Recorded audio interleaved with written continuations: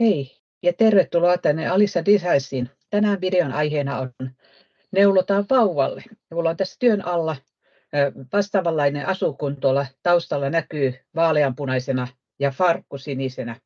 Eli tämmöinen 5-osainen vauvan neuleasu.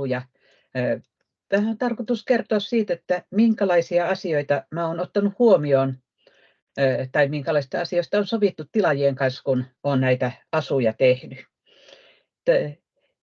Ensinnäkin pääneuleeksi näissä asuissa mä olen valinnut helmineuleen. Ihan sen takia, että helmineule on hyvin joustavaa neuletta. Se joustaa joka suuntaan.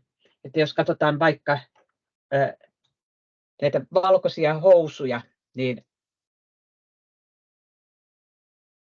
se antaa vaippa-ikäiselle tilaa, kun on helmineuletta. Saa leveyttä, saa pituutta tarvittaessa, muotoutuu sen vauvan mittojen mukaan helpommin kuin sileä neule. Ja toinen neule, jota mä olen näissä asuissa käyttänyt, on aina oikein neule, että sitä on muun muassa takissa, reunuksissa, helmassa, hihansuissa, nappilistassa, pääntiessä sekä vauvan lakki on tehty, kypärälakki, kokonaan aina oikein neuleilla. Ja myös aina oikein neulehan on hyvin joustava neule. Se antaa periksi, muotoutuu sen vauvan mukaan. Ja kolmas neule, jota käytän näissä asuissa, on joustinneule. Sekin on muotoutuva, mutta että erityisesti joustinneuleessa on käyttänyt näissä housun lahkeissa sekä tossujen varressa, jolloin se antaa myös sille vauvan kasvulle tilaa kun tämä varsi on taitettavissa kaksin kerroin, tai se voi aukaista pitkäksi niin, että se on pidempänä näkyvillä. Että tämä housu on ajateltu, että tämä menisi semmoisesta 0,5 vuodesta vuoteen ikäiselle lapselle. Ja yläosan kokoa voidaan säädellä siirtämällä housuissa olevia nappeja. Ja yhtenä sitten, mikä on ollut monesti tilaajien toive, kun he pyytää minua tekemään vauvalle neuleita, niin on, että pitäisi olla vaikkapa lapasten lämpimät ja hyvin kädessä pysyvät. Niin silloin nämä lapaset on tehty aika pitkällä varrella, että täällä on ensin joustinneuletta, sitten aina oikein neuletta, vielä toisen kerran joustinneuletta, ennen kuin tämä varsinainen lapas, sen kämmen osa on tehty helmineuleilla. Että se antaa sitten tilaa ja pienellä aika pitkälle menee tämä varsi, kun se laitetaan käteen. Ja alle 0,5-vuotiaalla ilman peukaloa teen nämä lapaset. Mutta sitten, jos se lapsi onkin pikkusen isompi, että se on se yli 0,5-vuotias tai lähes vuoden ikäinen, niin heille tulee peukalo ja mitat sitten sen mukaan kumminkin, että minkä verran pitää kämmenellä olla pituutta, että se mahtuu sille lapselle.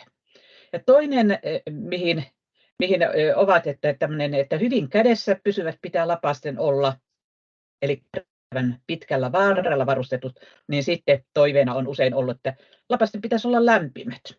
Ja siihen mä olen kehitellyt sitten, että lapasissa on neulottu vuori. Eli teddylangasta olen tehnyt tänne sisäpuolelle toisen lapasen, jolloin se lapanen on lämmin.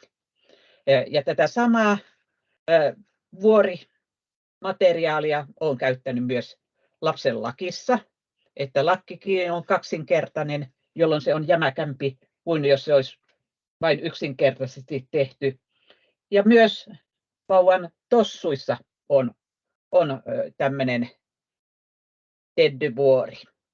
Että aina vähän pohjavärin mukaan haen, että valkoisessa valkoista ja muissa väreissä sitten värillisiä lankoja käytän. Että kokonaisuutena asu näyttää tältä.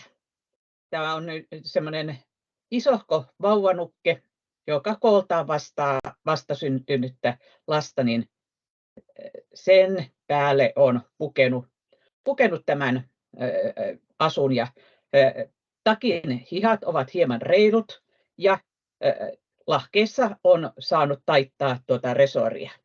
Ja housut jää muutenkin vähän pussille, että vyötäröresori avulla ne voivat olla semmoinen vähän väljästi pussilla.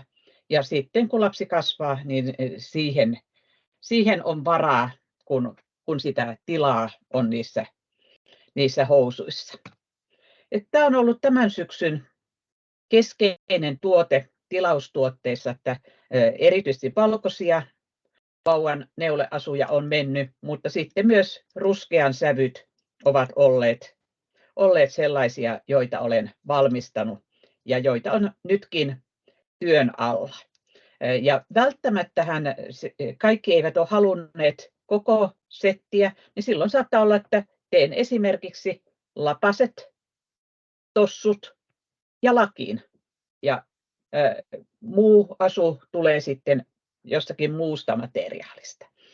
Tämä näin lyhyesti hieman siitä, että miten sitä vauvalle voidaan neuloa.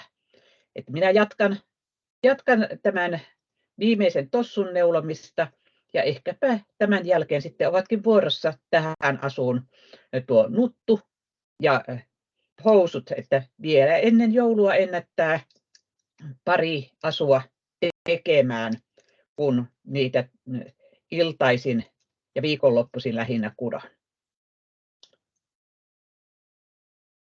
Mutta jos teitä tämmöiset vauvan asut kiinnostaa, niin ottakaa yhteyttä, että minut tavoitatte sähköpostilla anna-liisa miukumauku alisadesigns.fi osoitteesta.